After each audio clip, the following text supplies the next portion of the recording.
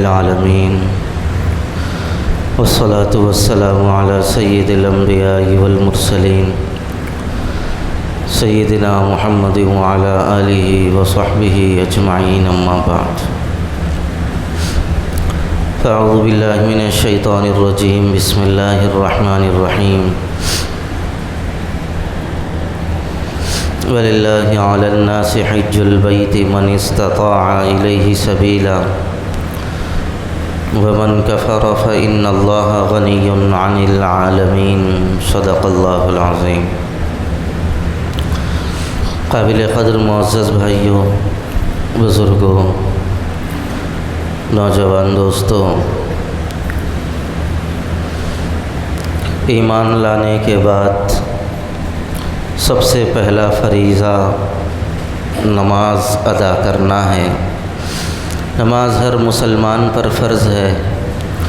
نماز میں کوتاہی ایمان میں کمی کی علامت ہے، لہذا بغیر کسی لاپرواہی کے نمازوں کو ادا کرنے کا اہتمام کرنا چاہیے اور شدید مجبوری کے عالم میں بھی نماز کو قضا ہونے سے بچانا چاہیے۔ نماز معاف نہیں ہے، ٹھہرنے کی ہمت نہیں تو بیٹھ کر پڑھنا ہے، بیٹھ کر نہیں پڑھ سکتے لیٹ کر پڑھنا ہے، لیٹ کر پڑھنے کی طاقت نہیں اشارے سے پڑھنا ہے، لیکن نماز کو چھوڑنا کسی بھی حالت میں درست نہیں ہے۔ دو ہی حالتوں کے اندر نماز معاف ہے، یا تو مسلمان کافر ہو جائے یا پھر وہ پاگل ہو جائے۔ تو جو نماز جان بوجھ کے چھوڑتے ہیں ان کو اپنے بارے میں سوچ لینا چاہیے کہ میں ان دونوں چیزوں میں سے کسی چیز کو کہیں اختیار تو نہیں کرنے والا ہوں۔ میرے اندر ایمان ہے، میں عقل و شعور رکھتا ہوں، تو ظاہر سی بات ہے نہ میں کافر ہوں نہ میں پاگل ہوں، تو پھر میں نماز کیوں چھوڑ رہا ہوں؟ احساس جب تک ہم لوگوں کے اندر زندہ نہیں ہوگا، عمل پر آدمی کھڑا نہیں ہو سکتا۔ اس لیے احساس اپنے اندر ہمیشہ زندہ رکھنا چاہیے۔ دوسری چیز، رمضان المبارک کے روزے، جن لوگوں کے روزے چھوٹ گئے ہیں وہ لوگ اپنے روزے پورا کرنے کی کوشش کریں۔ بالخصوص ہماری ماں اور بہنیں جو رمضان کے اندر کچھ روزے ان کے چھوٹ جاتے ہیں اور بعد میں عموماً قضا ایک بڑی تعداد میں ہماری ماں اور بہنیں نہیں کرتی ہیں، اس سلسلے میں ان لوگوں کو متوجہ کرنا چاہیے۔ تیسرا زکوٰۃ ہے، جن لوگوں کی زکوٰۃ اس سال کی اب تک ادا نہیں ہوئی ہے زکوٰۃ ادا کرنے کی کوشش کریں۔ اسی طرح اسلام کے اہم ترین فرائض کے اندر ایک فریضہ حج ہے۔ حج یہ عظیم عبادت ہے اللہ تبارک و تعالیٰ کی، بلکہ علماء نے تو حج کو عاشقانہ عبادت قرار دیا ہے کہ حج آدمی جس کے اندر اللہ سے جتنی زیادہ محبت رہتی ہے وہ حج کے اندر اتنی زیادہ جلدی کرتا ہے۔ آدمی مال کی بنیاد پر حج نہیں کر سکتا، آدمی صحت کی بنیاد پر، فراغت کی بنیاد پر حج نہیں کر سکتا۔ آدمی حج کرتا ہے اللہ کی توفیق کی بنیاد پر۔ اللہ انہی لوگوں کو حج کی توفیق عطا فرماتے ہیں جن کے دل میں جتنی زیادہ طلب ہوتی ہے، طلب پر فیصلے ہوتے ہیں۔ اس لیے حج کرنے کی اپنے دل کے اندر بہت زیادہ طلب رکھنا چاہیے۔ طلب زندہ رہے گی، ایک نہ ایک دن آدمی پہنچ جائے گا۔ طلب مردہ ہے تو سب کچھ ہمارے پاس ذرائع موجود ہونے کے باوجود بھی ہم حج نہیں کر سکیں۔ ملت مسلمہ کا ایک بڑا طبقہ ایسا ہے جس کے اوپر حج فرض ہو چکا ہے، اس کے باوجود وہ حج نہیں کرتے۔ ایک بڑا طبقہ ہے جس کے پاس 4.5 لاکھ روپیے 4 لاکھ روپیے آ گئے، ان کے اوپر حج فرض ہے، لیکن 4 लाख 5 लाख रुपये जमा होते ही हम लोग घर बनाने की फ़िक्र में लग जाते हैं, हम लोग कारोबार बढ़ाने की फ़िक्र में लग जाते हैं। बाज़ लोग नाजायज़ कारोबार शुरू कर देते हैं उतने पैसों के अंदर। 5 लाख रुपये मेरे पास है, मैं किसी के पास कारोबार में लगाऊंगा तो लेके भाग जाएगा, लिहाजा घर रहन डाल लेगा। अब वो घर रहन डाल के उसको किराए पे दे दिए, उसका किराया जायज़ समझ के खाना शुरू कर दिए, जबकि वो नाजायज़ है, हराम है ऐसा खाना। या अगर ऐसा बोले दिमाग चलाना शुरू कर दे, और शैतान के ऐसे पक्के चेले बन जाते, कोई नहीं दिखता नज़रों में। अब ये बोले घर रहन पे लेके वो घर रहन को किराए पे देना जायज़ नहीं है, बोले तो अपना घर खाली करके वो घर में रहते, रहन पे अपना घर किराए पे देते। ले मेरा घर किराए पे दे रहा हूँ ना, ये तो जायज़ है ना। अरे भाई ये जायज़ है, जहाँ जाके तुम रह रहे वो कहाँ जायज़ है। ऐसे अक्लमंद लोग अल्हम्दुलिल्लाह हमारी बस्ती में बहुत है माशाअल्लाह, अल्लाह हिदायत अता फरमाए। तो मेरे भाइयों, पैसा अगर अल्लाह ने दिया है तो हलाल, अक्ले हलाल खाना चाहिए, हराम चीज़ों से अपने आप को बचाना चाहिए। पैसा आ गया, सबसे पहले ये देखना चाहिए कि इस पैसे के अंदर मेरे दीन का क्या तकाज़ा है और मैं इसके ज़रिए दीन का क्या तकाज़ा पूरा कर सकता हूँ। अल्लाह क्या क्या हक़ मेरे इस पैसे के साथ वाबस्ता है। ज़कात फ़र्ज़ है, पैसा आ गया मेरे पास, मैं पहले ज़कात अदा कर दूँगा। ज़कात अदा कर दिए, पैसा बाकी है, मैं फ़ौरी हज कर लूँगा। आप यकीन जानिए, हदीस के अंदर अल्लाह के रसूल सल्लल्लाहु अलैहि वसल्लम ने फरमाया, जो आदमी हज करता है गनी हो जाता है। हज करने वाला गनी हो जाता है, बेनियाज़। बाज़ लोग ये समझते हैं गनी होने का मतलब तिजोरी के अंदर खूब पैसे भरे हुए रहना, जब जैसी ज़रूरत है पैसा निकाला, मेरी ज़रूरत पूरी हो गई। ये मतलब गनी होने का नहीं है। गनी होने का मतलब ये है, जेब में तो बज़ाहिर 2 रुपये नहीं हैं, लेकिन जो भी ज़रूरत आई अल्लाह ने अपने करम से पूरा कर दिया। ये असल गिना है। ईमान ताज़ा होता है उससे, बंदे का अक़ीदा पुख्ता होता है उससे, और ये यकीन कामिल होता चला जाता है कि असबाब से ही सब कुछ नहीं होता, अल्लाह ही मुसब्बिबुल असबाब है। अल्लाह करने पे आए तो अल्लाह के किसी सबब की ज़रूरत नहीं है, अल्लाह बग़ैर सबब के सब कुछ करके बता सकता है, उसका यकीन आना शुरू हो जाता है। बहरहाल मेरे भाइयों, अल्लाह ने माल दिया तो हज करने की कोशिश करें, हज करने में कोताही बिल्कुल न करें। आप यकीन जानिए, जो आदमी हज कर लेता है उसके बाद अल्लाह ताला उसके ज़रूरियात को ऐसा आसानी के साथ पूरा कर देता है कि उसका तसव्वुर भी नहीं होता। एक साहब फरमाने लगे, मौल साहब, घर बनाना मेरे लिए एक ख्वाब था, लेकिन मैंने हज कर लिया पहले, फिर मैं आया वापस, अल्लाह ने हिम्मत अता की, थोड़ा शुरू किया, अल्हम्दुलिल्लाह पूरा हो गया। आज मुझे यकीन भी नहीं होता कि मैंने कैसे बना लिया। ये हज की बरकत है। और ये भी बात फरमाई गई है, जो आदमी किसी काम की वजह से, दुनियावी किसी काम की वजह से हज को पीछे डाल देता है तो हाजी हज करके वापस आ जाता है, जिस काम की वजह से वो रुका था उसका काम वैसा ही बाकी रहता है, काम पूरा नहीं होता। ये तजर्बा है लोगों का। और इस्तिताअत रखने के बावजूद जो हज नहीं करते, अल्लाह के रसूल सल्लल्लाहु अलैहि वसल्लम ने ऐसे लोगों को इतनी सख्त वईद बयान फरमाया, जिस आदमी के ऊपर हज फ़र्ज़ हो गया, اور استطاعت ہے اس کی حج کو جانے کی، اس کے باوجود وہ حج کو نہیں جا رہا ہے، اللہ تعالیٰ کو پھر اس انسان کی کوئی پرواہ نہیں ہے، وہ یہودی ہو کے مر جائے، نصرانی ہو کے مر جائے، اللہ کو اس کے ایمان کی کوئی پرواہ نہیں ہے۔ کتنی خطرناک وعید ہے، یعنی اللہ تعالیٰ اس بندے کو نظروں سے گرا دیتے ہیں، اب اس کی کوئی حیثیت نہیں اللہ کی نگاہوں کے سامنے۔ اس لیے حج کے سلسلے میں ہمیشہ فکر مند رہیں۔ آج کل ایک نیا فیشن آ گیا، بعض لوگ یہ سمجھتے ہیں اللہ کے گھر کو دیکھنا کافی ہے، لہٰذا میں عمرہ کر کے آ گیا، اللہ کے گھر کو دیکھ لیا تو اب میرے واسطے کافی ہے، عمرہ کر کے مطمئن ہو رہے ہیں۔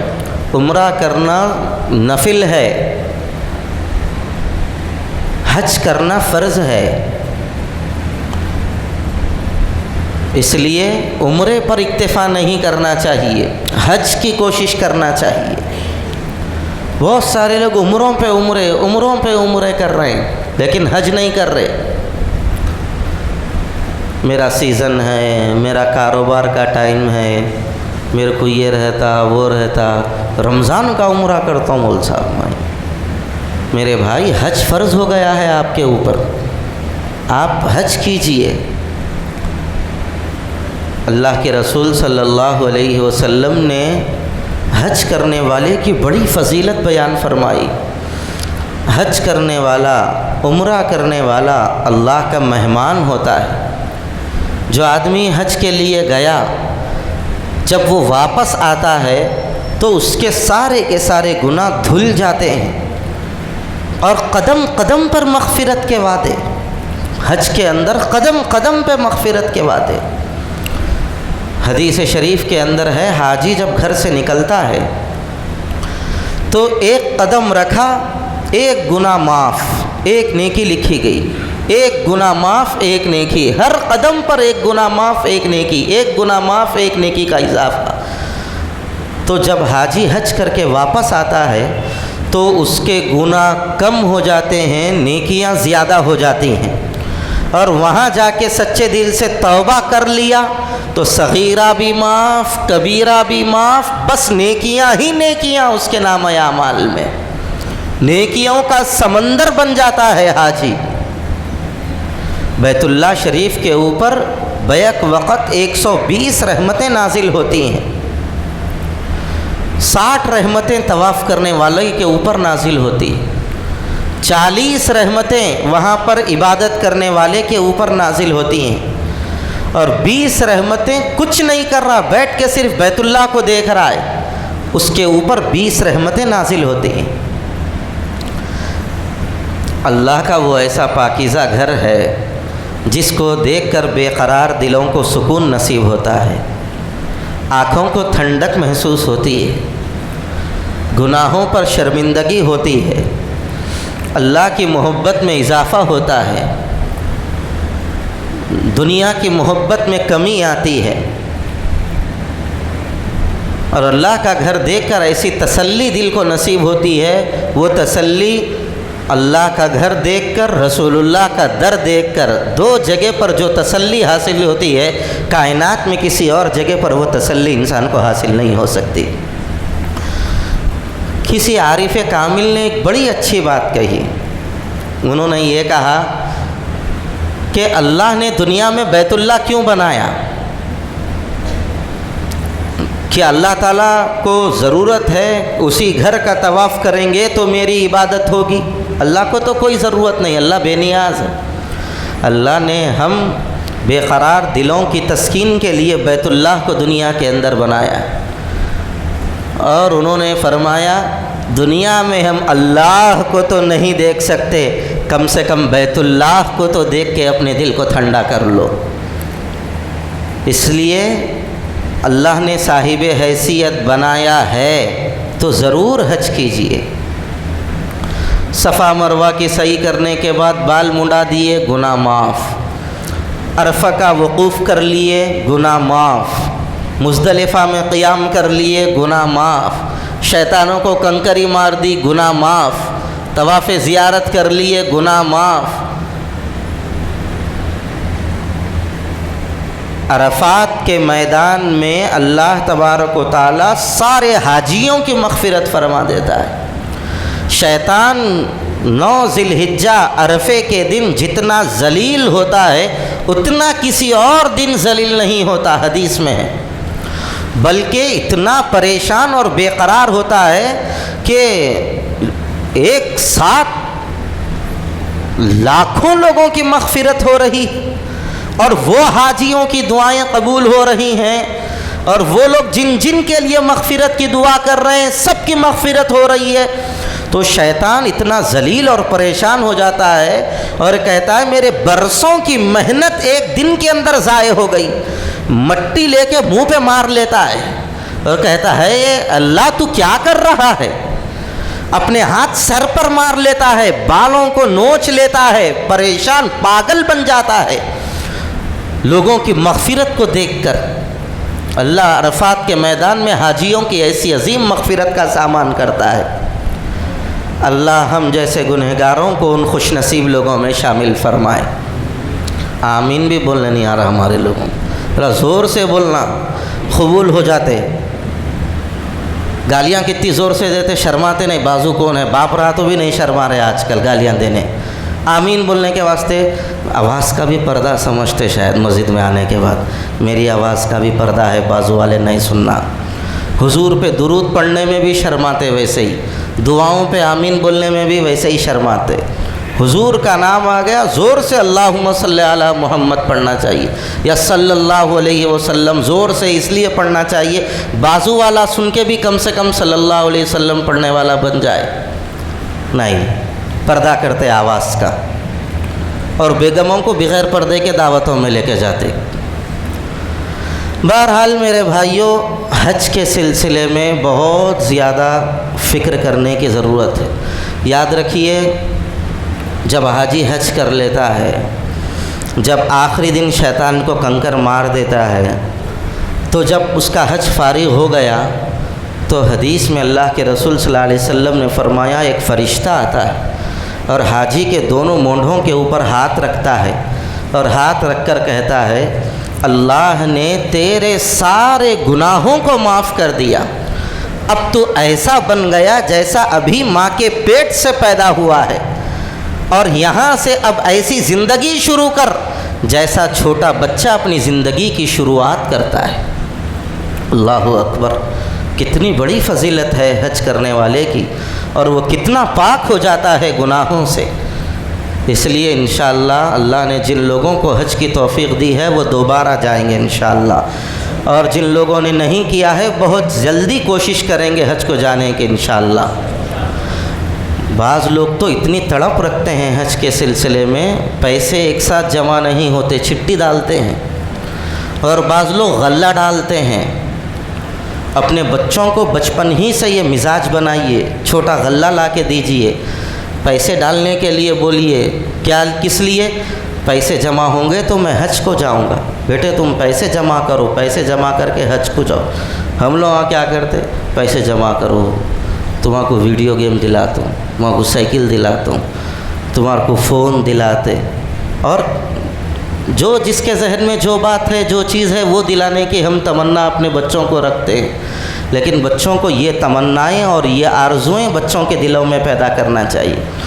اور اتنا بولنے کے بعد بھی اگر دل میں حج کی تمنا پیدا نہیں ہو رہی تو میں تو یہ کہتا ہوں جو لوگ اب تک حج کو نہیں گئے، حاجیوں کی خدمت کرو، حاجیوں کی خدمت۔ جو لوگ حج کو جا رہے ہیں ان کی خدمت کرو، ان کو اپنے گھر میں بلاؤ، اپنے گھر میں جو ماحضر ہے وہ کھلاؤ، پھول پناؤ، مٹھائی کھلاؤ، کپڑے بناؤ، نہیں بول رہا ہوں میں، ہمارے گھر میں جو ہے وہ کھلاؤ۔ پھول پنانا ضروری نہیں، مٹھائی کھلانا ضروری نہیں، کپڑے بنانا ضروری نہیں، یہ رسم ہے۔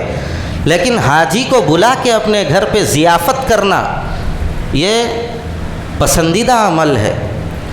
حاجیوں کا ایک تو حوصلہ بڑھتا ہے اس سے، دوسرا حاجی وہاں جانے کے بعد حاجیوں کو ہم یاد آتے ہیں، پھر وہ ہمارے لیے دعا کرتے ہیں۔ حاجی کی دعا بھی بہت بڑی بات ہے۔ حضور نے مکہ جانے والوں سے دعا کی درخواست کی ہے، ہم تم کیا چیز ہے؟ سرکار کو ضرورت ہے کیا کسی چیز کی؟ حضرت عمر رضی اللہ تعالیٰ عنہ ایک مرتبہ حضور کے پاس آئے اور عرض کیا یا رسول اللہ میں عمرہ جانا چاہتا ہوں، سرکار نے اجازت عطا فرمائی۔ پھر اس کے بعد ایک بار آئے، بولے یا رسول اللہ اب نکل رہا ہوں، سرکار دو عالم صلی اللہ علیہ وسلم نے ان سے مصافحہ فرمایا، شہنشاہ دو جہاں ہیں، لیکن یہ معلوم ہوا کہ یہ مکہ جا رہے ہیں عمرے کے لیے۔ حضور علیہ الصلاۃ والسلام نے مصافحہ فرمایا، اس کے بعد فرمایا یا اخی لا تنسانا فی دعائک، فرمایا میرے بھائی اپنی دعا میں مجھے مت بھولنا۔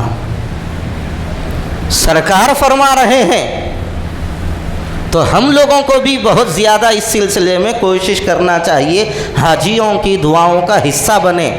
حاجی کی دعا قبول ہوتی ہے، حاجی جب واپس آتا ہے اس وقت تک اس کی دعا قبول ہوتی ہے۔ روایت میں یہ ہے حاجی کے گھر میں داخل ہونے سے پہلے دعا کرا لو حاجی سے، اس کی دعائیں قبول ہوتی ہے۔ بعض حضرات نے تو یہاں تک فرمایا حاجی حج سے واپس آنے کے بعد بھی 40 دن تک اس کی دعائیں قبول ہوتے رہتی ہیں۔ اس لیے حاجیوں کی دعاؤں کا اپنے آپ کو حصہ دار بنائیے، حاجیوں کی خدمت کیجیے، ان کو جو ضرورت ہو چھوٹی ہی صحیح ان کی ضرورت پوری کر دیجیے تاکہ آپ ان کو یاد آئیں۔ حاجی حج کو جا رہا ہے، اس کو رخصت کرنے کے لیے جائیے، اور ایک آدھ مرتبہ حج ہاؤس کی زیارت کر لیجیے۔ حج ہاؤس میں جو حاجی جاتے ہیں وہاں پر آپ جائیں گے تو وہ منظر جب آپ کی آنکھوں کے سامنے ہوگا، احرام باندھ کر حاجی تلبیے کی گونج میں بس میں آ کے بیٹھیں گے، پھر تلبیے کی گونج میں جب ان کی بس نکلتی ہے، ایمان زندہ ہے، دل نرم ہے، آنکھوں سے آنسو نکل پڑتے ہیں، اور آدمی اسی وقت سے دل میں اس کے ایک آگ لگ جاتی ہے حج کو جانے کی، دل جلنے لگتا ہے، اے اللہ یہ منظر میرا بھی کب آئے گا، میں بھی اسی طرح احرام باندھ کر تیرے گھر کو آؤں گا۔ یہ بار بار دل میں تمنا اور تڑپ پیدا ہونے لگتی ہے جب آپ وہ منظر کو دیکھیں گے، لیکن ہم وہ نہیں دیکھتے۔ دوسری بیکار چیزوں کو دیکھنے میں ہم بہت زیادہ انٹرسٹ رکھتے ہیں، جو مناظر دیکھ کر ایمان تازہ ہوتا ہے ایسی چیزوں کو ہم نہیں دیکھتے۔ میں اس لیے عرض کر رہا ہوں کہ اب حاجیوں کے قافلے جا رہے ہیں، جاؤ دیکھو ان منظروں کو، دل میں تڑپ پیدا کرو، طلب پیدا کرو، اور مانگو اللہ سے، اے اللہ یہ تیرے در کے جیسے خوش نصیب بندے ہیں، ان خوش نصیبوں میں میرا بھی نام شامل فرما لے۔ کوئی مال کی بنیاد پر حج نہیں کرتا، فراغت کی بنیاد پر حج نہیں کرتا، اثر و رسوخ کی بنیاد پر حج نہیں کرتا، اللہ جس کو قبول کرتا ہے وہی حج کرتا ہے۔ حاجیوں سے محبت کرنا چاہیے، حاجیوں سے عقیدت رکھنا چاہیے، حاجیوں کو برا نہیں بولنا چاہیے۔ بہرحال میرے بھائیوں، جو حضرات حج کو جا رہے ہیں ان کو مبارکباد دیجیے، ان کی دعاؤں کے حصے دار بنیے، اور خود بھی حج کو جانے کے سلسلے میں کوشش کیجیے۔ حج بہت بڑی سعادت کی بات ہے، زندگی میں ایک حج تو ضرور کر لینا چاہیے، اور پہلے مرحلے میں حج کرنا چاہیے۔ حج کو جانے کی تمنا ہے، اسباب نہیں ہے، تو سب سے زیادہ اللہ سے مانگنا چاہیے۔ پھر اس کے بعد ایک بزرگوں کا عمل ہے، اور کئی حضرات نے مجھے خود بتایا ہے اپنا تجربہ، میں نے کئی بیانات میں کہا، انہوں نے سنا، تو مجھے باضابطہ کئی حضرات بولتے ہیں فون کر کے، مول صاحب جب سے آپ بولے میں عمل کر رہا ہوں، الحمدللہ بہت جلدی میرے کو بھی توفیق ہو گئی۔ جیسے ہی آپ اذان سنیں، اذان سنتے ہی اذان کی دعا پڑھنے کے بعد تلبیہ پڑھ لیجئے ایک مرتبہ، لبیک اللہم لبیک لبیک لا شریک لک لبیک ان الحمد والنعمت لک والملک لا شریک لک۔ بہت جلد حاضری نصیب ہوگی انشاءاللہ۔ یہ وظیفہ ہے حاضری کا، تو آپ اس کا اہتمام کیجئے، انشاءاللہ آپ کو بھی بہت جلدی حاضری نصیب ہوگی۔ اور دنیا سے کچھ ایسا کر کے جائیے کہ آپ کے مرنے کے بعد آپ کے نامہ اعمال کا سلسلہ جاری رہے۔ اپنے بچوں کو حافظ قرآن بنائیے، عالم دین بنائیے۔ دنیا چھوڑ کے جانا ہے میرے بھائی، چھوٹ جائے گی، سب یہیں رہ جائے گی۔ اب دیکھیے یہ ایک ہفتے کے اندر کئی بڑے بڑے علماء دنیا سے رخصت ہو گئے۔ مظاہر العلوم سہارنپور کے شیخ الحدیث، اس وقت پورے ہندوستان کے بہت بڑے عالم حدیث حضرت مولانا سید محمد عاقل صاحب رحمۃ اللہ علیہ 10 دن پہلے دنیا سے رخصت ہو گئے. ہزاروں لاکھوں شاگردوں کو چھوڑ کے دنیا سے چلے گئے، لیکن ایک بہت بڑا ذخیرہ دین کا اپنے ساتھ لے کے گئے. 70,000 مسجدیں بنائیں ایک عالم دین نے، 128 مدرسے قائم کیے، بڑے بڑے مدرسے، کئی ڈاکٹریٹ کے کالج، کئی انجینئرنگ کالج، کئی MBBS کالج. صرف ان کے مدرسے کے اندر 7,000 بچے پڑھتے تھے. حضرت مولانا غلام محمد وستانوی صاحب رحمۃ اللہ علیہ 4 دن پہلے دنیا سے رخصت ہو گئے. 70,000 مسجدیں معمولی بات ہے، 70,000 مسجدیں. ہم تو زندگی گزار رہے ہیں، ایک مسجد نہیں بنا سکے. بلکہ جائزہ لے لیجئے، ہم سب یہاں پر بیٹھ کر ایک بننے والی مسجد میں ہم 7 روپے کا چندہ نہیں دیے اب تک. بہت سارے لوگ ایسے بھی ہیں، دیو چندہ مسجد کو. یہ مسجد میں فاتحہ ہوتے نہیں ہوتے، یہ مسجد میں جماعت کا کام ہوتا نہیں ہوتا، میں اہل حدیث ہوں، یہ اہل حدیث کی مسجد ہے. چھوڑو بکواس چیزوں کو، نماز ہوتی نہیں ہوتی وہ دیکھو. 70,000 مسجدیں بنائی حضرت مولانا غلام محمد وستانوی صاحب. 128 مدرسے، معمولی بات نہیں. اس میں بچیوں کے بھی مدرسے، بچوں کے بھی مدرسے. لاکھوں بچے حافظ قرآن بنے ان کے تحت. اتنا بڑا ذخیرہ رکھ کے اللہ کو پیارے ہو گئے. لیکن آخرت بنائی انہوں نے. اور آپ کے ذہن میں آ رہا ہوگا کتنے پیسے والا آدمی تھا. آپ کو سن کے حیرت ہوگی، جیب میں 1 روپیہ نہیں رہتا تھا ان کے. ایک مرتبہ ایئرپورٹ پہ اترے، جس جگہ پر ان کو جانا تھا وہاں سے وہاں تک جانے کے لیے ٹیکسی کا کرایہ نہیں ان کے پاس. لیکن اللہ نے اتنا بڑا کام ان سے لیا. اللہ درد رکھنے پہ کام لیتا ہے، باتاں کرنے والوں سے کام نہیں ہوتے، درد رکھنے والے سے کام ہوتا ہے. اسی طرح ہمارے حیدرآباد کے بہت بڑے بافیض عالم دین تھے حضرت مولانا احمد محی الدین شرفی صاحب. جامعہ نظامیہ کے عظیم سپوت تھے، دارالعلوم نعمانیہ کے بانی و محتمم تھے. روضۃ الحفاظ کے نام سے خانقاہ بنائی تھی. سینکڑوں حافظوں کو پیدا کیا حضرت مولانا احمد محی الدین صاحب. مفتی ضیاء الدین نقشبندی صاحب جامعہ نظامیہ میں ان کے سسرے تھے. ہم مسلک کو نہیں دیکھتے صاحب، ہم خدمات کو دیکھتے ہیں. خدمات کو دیکھنا چاہیے. سینکڑوں حافظ بن گئے. ہمارے مسلک کے نہیں تو کیا قرآن الگ ہے؟ ہر مسلک کی قرآن الگ. مسلکوں کو مت دیکھو، خدمات کو دیکھو. اللہ والے ہیں یہ لوگ، انہوں نے اپنی آخرت بنا لی، انہوں نے اپنی قبر بنا لی. ہم جھمیلوں میں پڑے ہوئے ہیں دنیا کے، اس لیے ہم سینکڑوں کو نہیں بنا سکتے. آغاز کرو اپنے گھر سے، آغاز کرو اپنی اولاد سے، آغاز کرو اپنے بھانجے بھتیجیوں سے. بچوں کو حافظ قرآن بناؤ، اپنی نسل کے ایک نہ ایک حافظ دنیا سے چھوڑ کے جاؤ، ہماری نجات کے لیے ذریعہ بن جائے گا. بہرحال میں مجھے رشک آتا ہے جو لوگ ایسی خدمت کرتے ہیں. ہمارے پاس یہاں پہ دیکھیے آپ حافظ محبوب صاحب بیٹھے ہوئے ہیں الحمدللہ. سینکڑوں بچے ان کے پاس قرآن پڑھ کے حافظ بنے. ایسی شخصیات یہاں پر ہیں، میں رشک کے طور پر بول رہا ہوں آپ حضرات کو. ایسی خدمات انجام دے کے جائیے. مال مال مال مال سے کچھ نہیں ہوتا. اعمال بنا کے جائیے، دنیا میں کچھ کر کے جائیے، اللہ کے واسطے آخرت بنا کے جائیے. اللہ ہم سب کو توفیق عمل نصیب فرمائے. وآخر دعوانا